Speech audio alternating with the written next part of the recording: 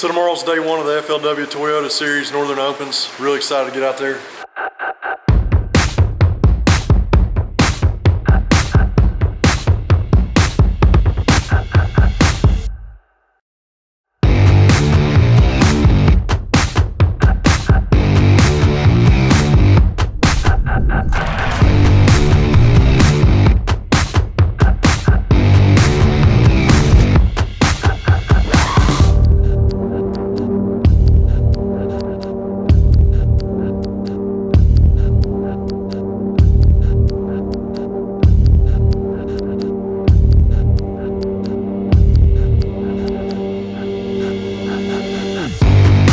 I'm excited to get out there. This will be the first time for me.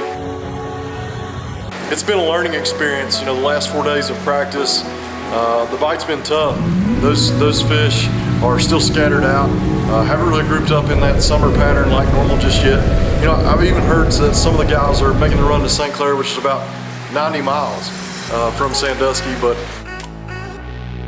I was able to get out and practice with my father who lives up around Lake Erie. He also has a house over on Middle Bass Island. So me and Dad went out and we fished around Kelly's Island. We fished some offshore structure. We fished some deeper spots that we've done well in the past on. And one day we ventured over to Middle Bass, and you know, Dad just has the ideal setup at Middle Bass. He's got an island car, island trailer, so even though my truck and my trailer were on the mainland, we were able to throw my boat on a trailer he has over at the island, and we spent the night over at his place on Middle Bass and checked some of those spots out around there.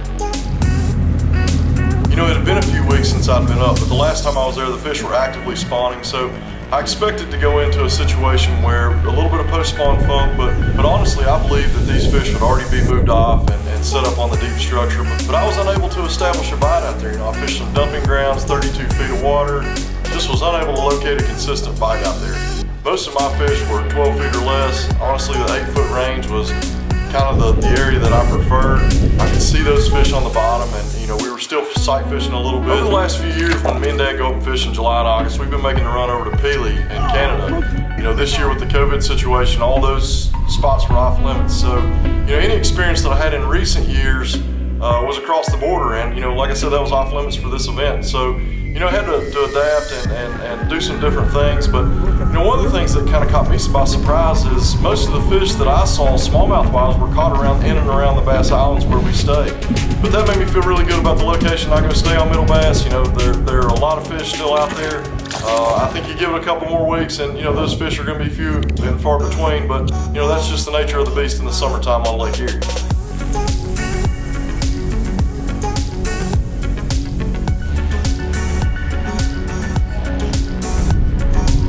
In June, it's just an incredible place. And those fish pull up to spawn. You know, that's how the islands got their name. The Bass Islands was due to the number of fish that pulled in and around the shallow areas to spawn.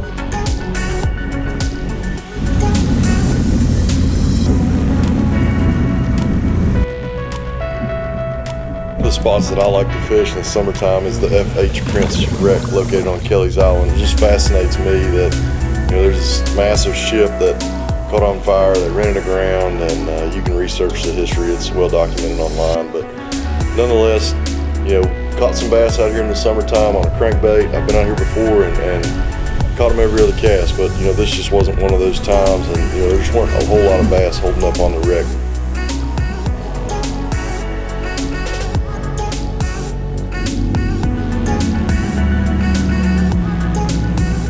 You know, we've kind of left alone what we found, but nonetheless, we're rigged up, ready to roll, excited to get out there tomorrow. So I use several different spinning rods. Like I said, I'm not endorsed by any brand. I'm not affiliated with any brand. It's just the stuff that I feel like I get the most bang for my buck with. You know, one rod that I picked up this off season from a buddy, actually gave this to me as a gift. And man, it is the sweetest setup I own. And that's that G Loomis NRX. Man, you can feel those fish bite on slack line. It's just an incredible rod. That Shimano Stratic, you know, if I'm looking for an ideal Lake Erie setup, that right there is it. I'm throwing that with braid backing, and that's 20-pound braid, and I'm tying an FG 2.0 as Seth Ryder calls it. I'll put a link up in the cards so that you can check that knot out if you're unfamiliar with that knot. It just adds a couple things to that knot. Like I said, I'll link it up in the cards, but it just makes the knot a little stronger and a little less susceptible to getting frayed on your eyelets of your rod tip. 8-pound test, I like Seagar. It's just a brand I prefer. Again, no affiliation. Hands down, my favorite Lake Erie lure, the Ned Rig. So I'm just throwing a Z-Man TRD, okay?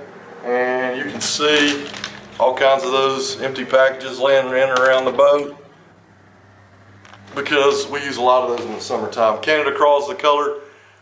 You know, you can see based on that Ned box and the variety of Z-Man baits that I'm a big fan of the Ned Rig. The Ned seem to produce most often. What I do with the Ned Rig, the way I fish the Ned Rig, it's terribly simple. Less is more, in my opinion, with the Ned Rig. So I'm going to leave this thing on the bottom all the time. I'm going to give it a half turn to a turn, let it sit.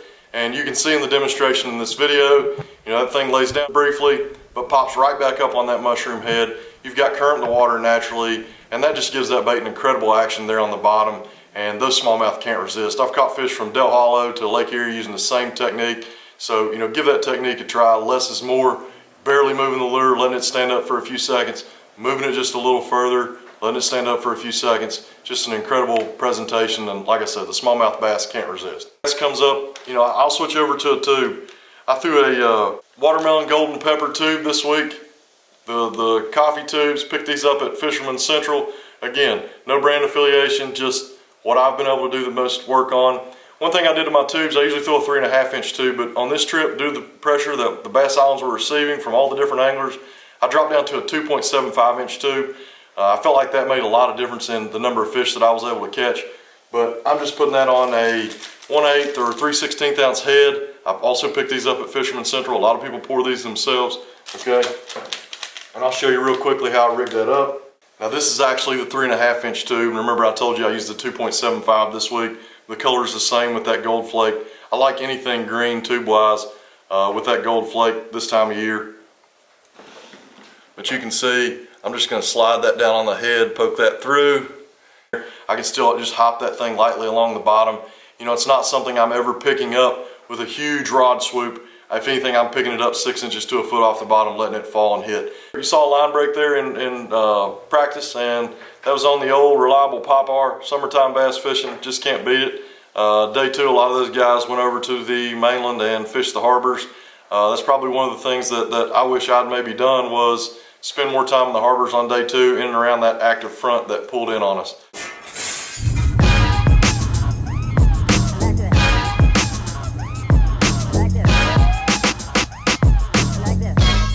Take the exit, then keep right toward Fort Clinton.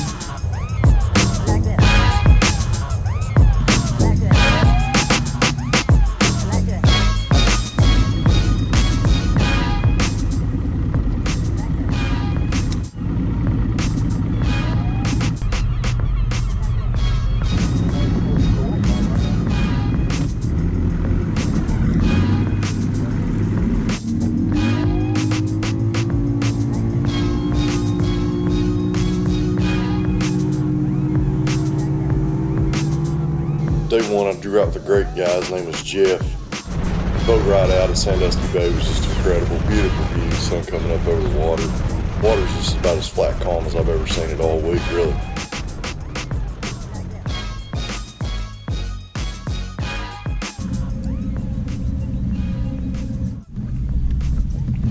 The drum tournament, we already got 2, right?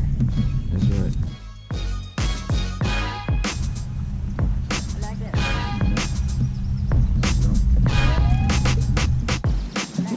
14? Yeah. Probably 14 and a half. 90 degrees already. Yeah. Well, me and Jeff first pulled up, we caught a smallmouth pretty quickly. After that, it seemed like we caught our limit of drum. You know, the sheephead are as prevalent as ever in Lake Erie, and you know, we just seem to wear them out, but sometimes you have to go through the sheephead to find the smallmouth. So I had 1, Jeff had 3 early in the morning. Really my 2 days went about the same. And then in the afternoon, you know, we pulled up on a spot from 11:30 to 12:30, caught our limit, and we're culling within an hour.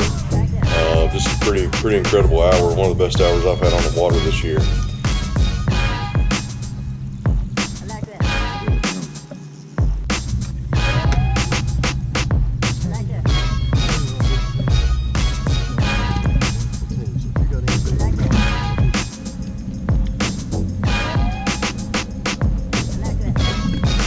The one mistake that I made was I left the primary area that I felt like was holding way more fish than we caught too soon on day one.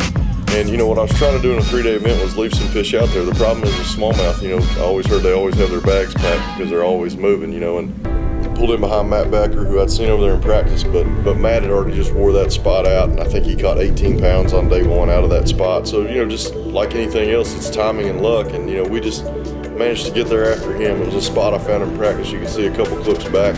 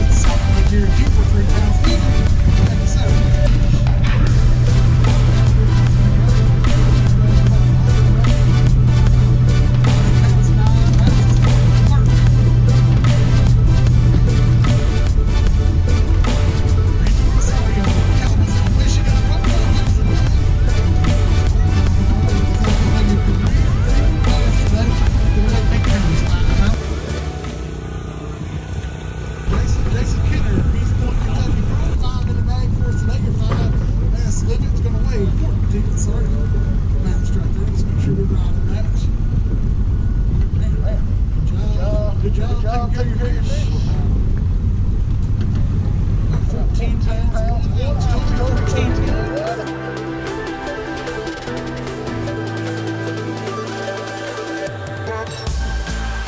Day two, I drew out with Terry.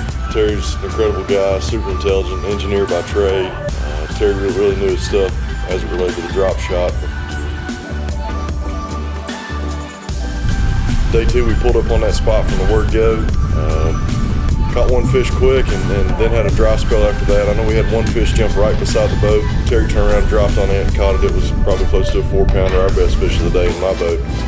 But early on, Terry had 4 fish and I had one. Pretty much the same story as day one. Terry's drop shot was hot on day two. I stayed with the Ned, was probably a little too hard-headed. Probably should have made the change a little sooner so that I could finish out my bag. But the bite came back to me in the afternoon. We made a couple stops and were able to pick up a couple fish there at the end to give me 3 fish. And you know, that's really where I stumbled with day two in picking up 5 fish. And I think it just amounted to me making bad decisions. I stayed on my primary spot 4 to 5 hours, and you know, that was just too long. But you know, last year when I went to the Detroit River and fished the BFL, I felt like I had abandoned my primary spot too early. So I definitely didn't want to make that mistake this go around. We sat and just picked it apart. Our wind had made a big change, and our bite had just left.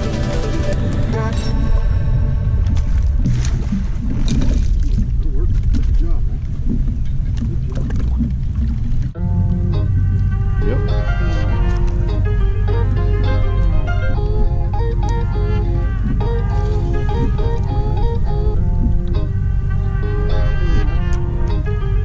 Start it up.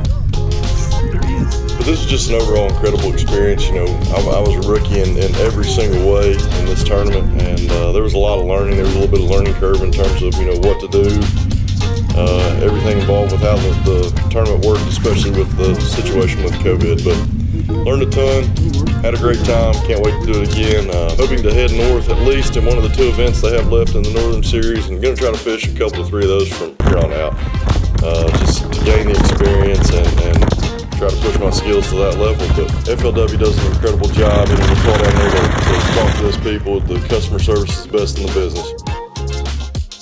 So we're back from Lake Erie, just another incredible trip. One of my favorite places to go in the world, bass fishing. Hey, be sure to like the video, leave a comment if maybe you do something a little different that we could exchange ideas on. You know, please leave that comment down below, and please hit that subscribe button. Thank you so much.